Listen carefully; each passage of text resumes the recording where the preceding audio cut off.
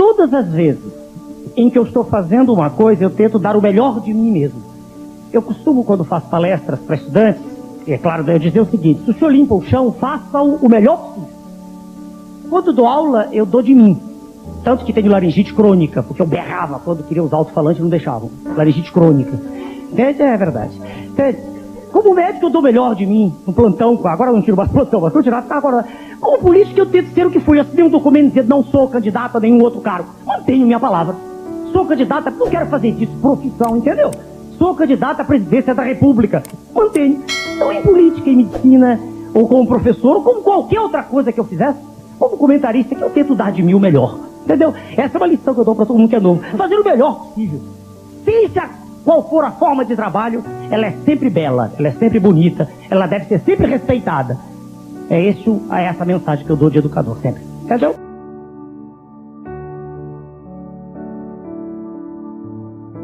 É preciso fazer com que o professor tenha aquela condição que ele possuía no passado. Ele tem que ser respeitado pela sociedade, para isso ele precisa ganhar bem.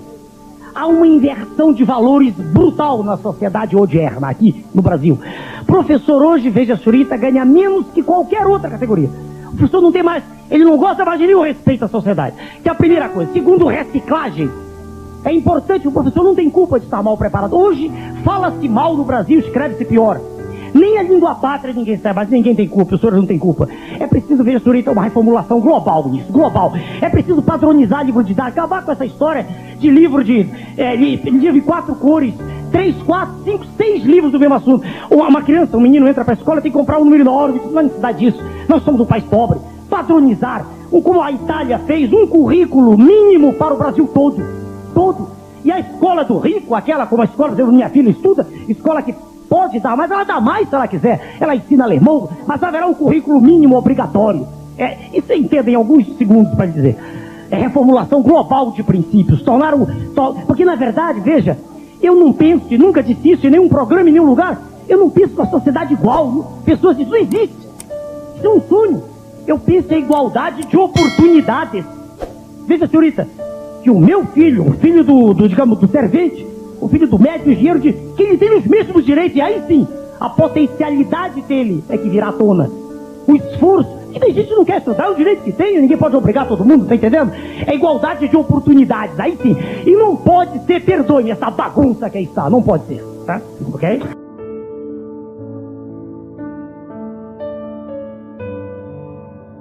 Há uma coisa que é mais importante do que qualquer outra, veja o senhor. É fazer com que o cidadão comum não é aquele que está em Brasília, no Congresso, nas Assembleias, mas é isso. O cidadão comum é aquele que trabalha, que produz. Então veja o senhor, o primeiro ponto é fazer com que o cidadão comum acredite no governo. E eu lhe dou um exemplo e dou sempre esse mesmo exemplo. O senhor está marcando o tempo, não está, senhor? Eu estou olhando aqui.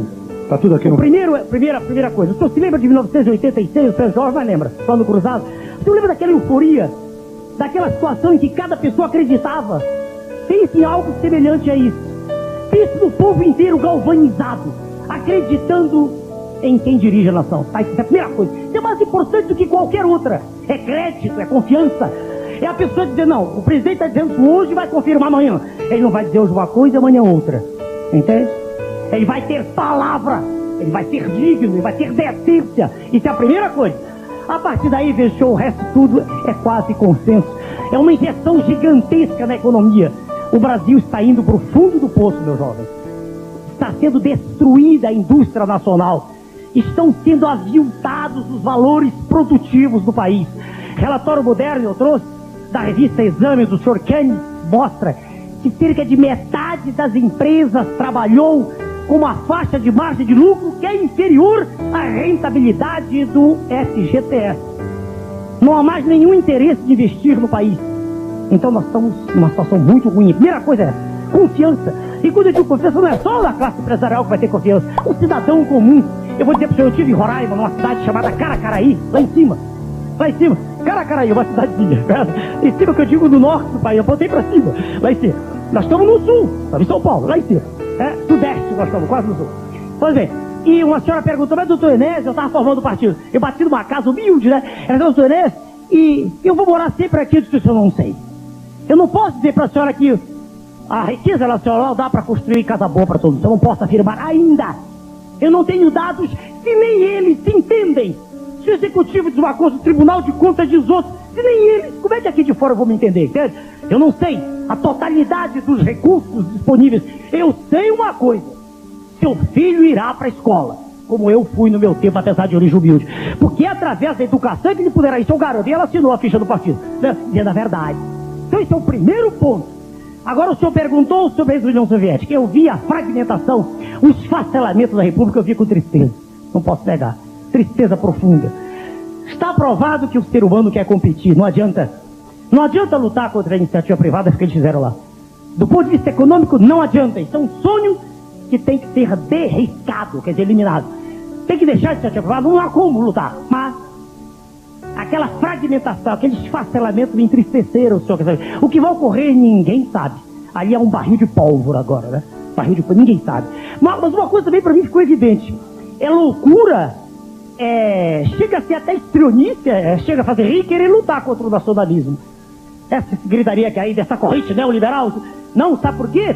Porque isso está sendo visto lá agora, veja o senhor. Lá agora as diversas repúblicas, cada uma delas está com explosão de quê? Se não de nacionalismo. Okay? Essa é a minha resposta, senhor. O que vai ocorrer ninguém sabe, tá?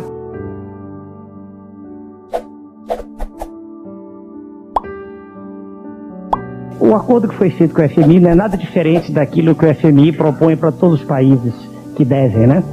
Países devedores. A situação, eu falei no jornal aqui do SBT há poucos dias, quer dizer, falei correndo, eu tenho 30 segundos, né? Meio minuto.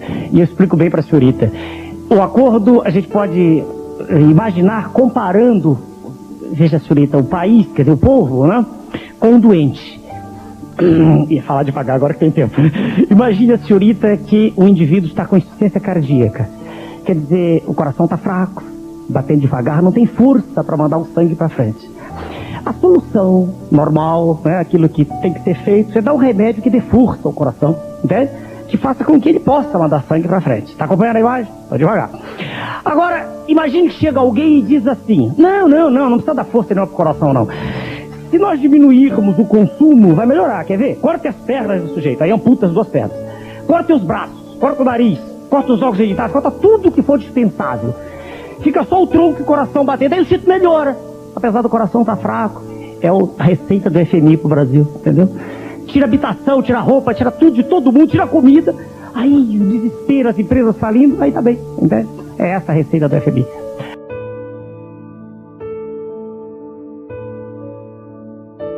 Veja, senhorita, eu não falo de crise política, disso todo mundo fala. Eu falo mais de crise de confiança, de crédito. O que eu digo é que as instituições hoje, não somente as políticas não, as instituições como um todo não são mais uma coisa em que se acredite. Quando a senhorita nova entra no hospital, você tem medo do que vai acontecer. Se seus pais a mandam para a escola, ficam preocupados com aquilo que a senhorita vai aprender. A crise hoje é de confiança. O cidadão hoje entra num táxi, veja, e ele está preocupado, tanto que eu ando muito de táxi, o motorista geralmente mostra a tabela, ele não precisa mostrar a tabela. É crise de confiança, é crise de crédito, entende? Nesse sentido, sim, ela é política. Faltou durante muito tempo no nosso país a injeção de confiança do povo, na população, na sociedade. E não é verdade que esteja assim no mundo inteiro, não, perdoe, minha senhorita. No Japão, por exemplo, acredita-se no governo. Na Inglaterra, onde eu morei, acredita-se no governo. E por aí vai, não é assim não.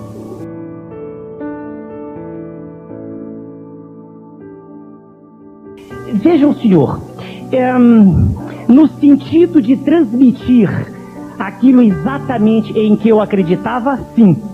Uma vez que, logo após a campanha, eu percorri 9 estados do Brasil e consegui obter, né, o registro definitivo do partido que eu havia criado. Ora, isso foi inédito. Imagine o jovem que eu não fiz acordo com nenhum profissional da política. Não há exemplo de nenhum partido político ter obtido registro assim. Então, nesse sentido, fiquei satisfeito. No outro sentido de ter obtido confiança, de que as pessoas acreditem no que eu digo, também. Agora, no sentido específico, ser candidato a presidente da República e ser eleito, aí era impossível. Ou quase impossível, com 15 segundos, né? Quase impossível. Era muito difícil transmitir uma mensagem muito firme com aquela velocidade, né? A velocidade era de 3 a 4 palavras por segundo, era muito difícil.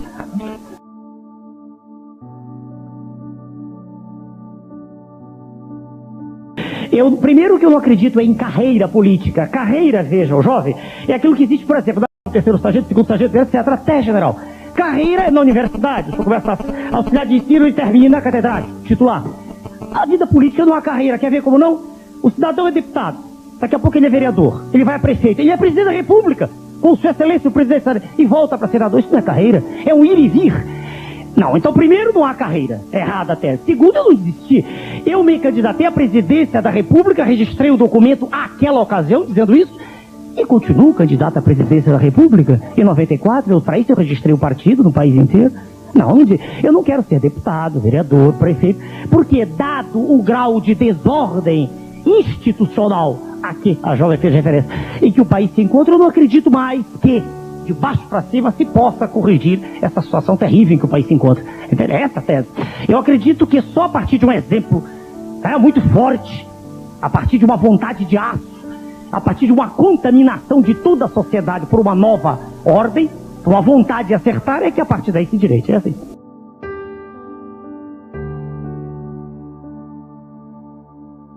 Não é possível hoje, num mundo em que a economia está toda gerida de modo internacional, não é possível de modo brusco, assim, abrupto, dizer não se paga. Isso é muito bonito para a campanha política, mas é muito difícil uma assertiva dessa assim. Eu penso que esse assunto tem que ser estudado com bastante carinho e que seja paga aquela importância que pode ser paga. Na verdade, durante muito tempo, nem juros se pagaram aqui. Deixe-me fundo na questão.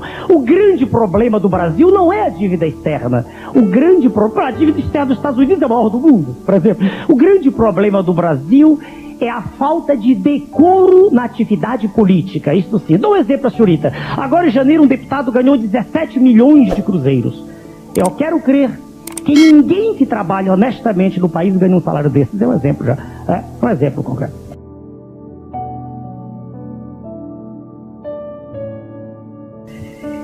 Isso se transformou agora nos últimos dias, né? Nas últimas semanas, numa verdadeira novela. Veja, senhorita, o que eu vou dizer é aquilo que qualquer pessoa sensata diria. Depois de trabalhar uma vida inteira, 35 anos, não ter direito ao mínimo de vida digna é algo assim deplorável, né? E, fundamentalmente, o que se passa hoje, mais uma vez o que eu digo, é desordem absoluta.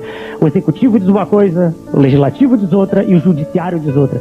Chegou-se a uma situação, a um impasse, a meu ver, em que o que um juiz de primeira instância diz não é a mesma coisa que diz o juiz do Supremo, a autoridade do Supremo Tribunal Federal. É um caos institucional. Se a senhorita perguntar como eu me sinto, muito mal, né? Com muita tristeza, principalmente depois do que houve agora em Santa Catarina, depois que foram espancados alguns aposentados. Isso reflete o país como um todo, não é um caso isolado. É o aposentado no fim da vida e a criança no início, cheirando cola na rua, morando na rua. O fenômeno é o mesmo. Há um descaso pelo cidadão, é a mesma coisa.